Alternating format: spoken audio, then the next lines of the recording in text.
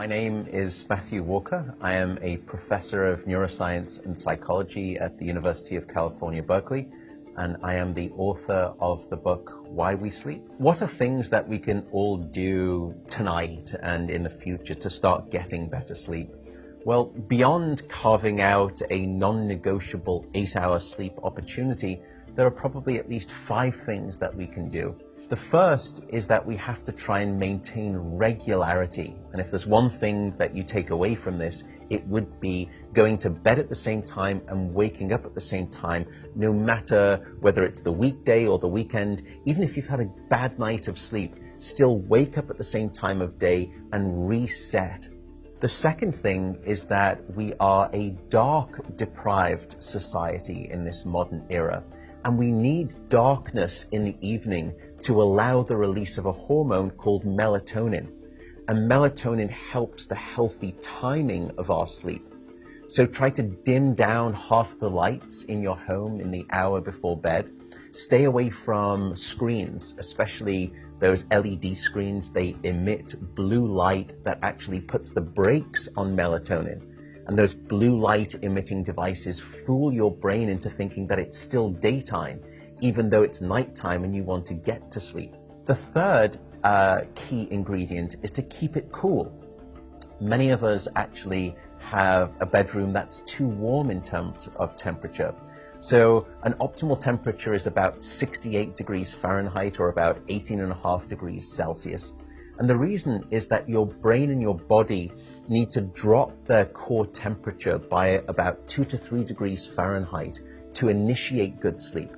And that's the reason that you will always find it easier to fall asleep in a room that's too cold than too hot.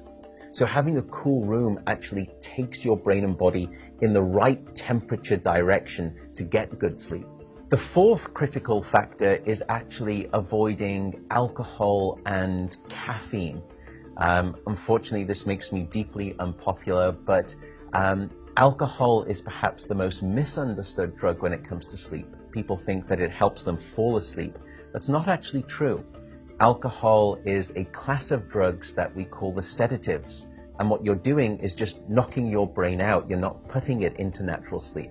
We also know that alcohol will fragment your sleep, so you'll wake up many more times throughout the night. And alcohol is also a very potent chemical for blocking your dream sleep or your rapid eye movement sleep. Caffeine is also a problem. Many of us know that caffeine can keep us awake. It's an alerting chemical. It's a stimulant in terms of a class of drugs.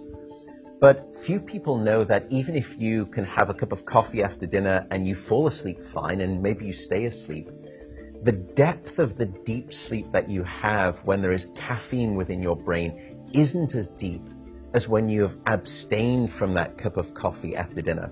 So as a consequence, you wake up the next morning, you feel unrefreshed, and you don't remember waking up or having a difficult time falling asleep, but now you find yourself reaching for 2 or 3 cups of coffee in the morning, and you develop this dependency, this addiction cycle.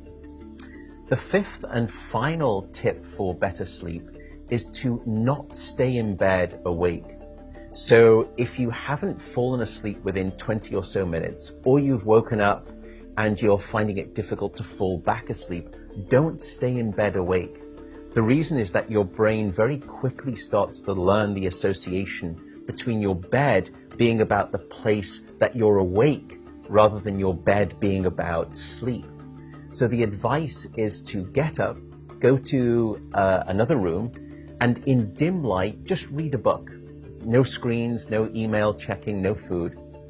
And only when you feel sleepy should you return to bed. And that way you can actually then relearn the association between your bedroom being about the place of sleep rather than being awake.